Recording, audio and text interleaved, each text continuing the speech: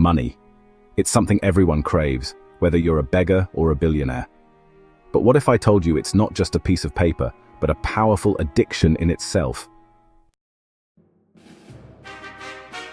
From PhD holders to illiterate officials, everyone speaks the language of money.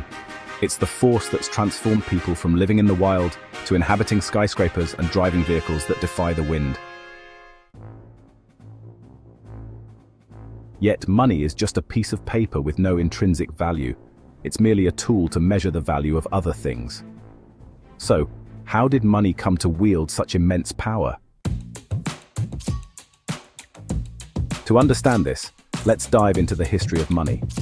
Thousands of years ago, humans relied on the barter system. If you had rice and needed sugar, you had to find someone who wanted rice and had sugar to trade. This system was riddled with problems, so people sought a more efficient solution. They started using commodities like cattle, grains, tobacco, and liquor as money. But commodities had their issues. They could spoil or become less valuable over time. What people needed was something universal and enduring. Enter gold and silver coins. Yet, carrying heavy gold had its own risks, primarily theft. So, goldsmiths began offering safekeeping services. They'd store your gold and give you a receipt, a simple piece of paper stating how much gold you had. Over time, these receipts became so trusted that people started using them as money itself. And so, the first banks and the first currencies were born. Now let's unravel how banks create money. You might think it's straightforward. Deposit money and banks lend it out with interest. Imagine you deposit 1,000 rupees. The bank keeps a 10% reserve and loans out the remaining 900 rupees.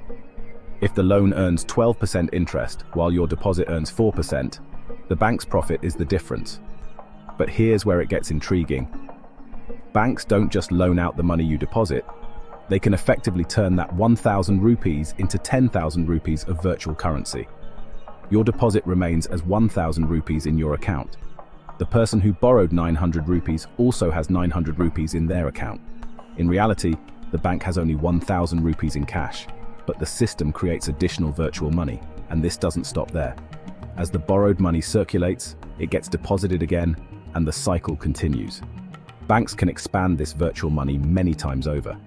However, this means if everyone tried to withdraw their money at once, banks wouldn't be able to pay everyone, because they don't keep all deposits in cash.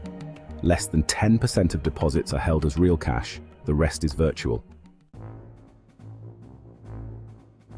This complexity creates an illusion. Currency and money aren't the same thing.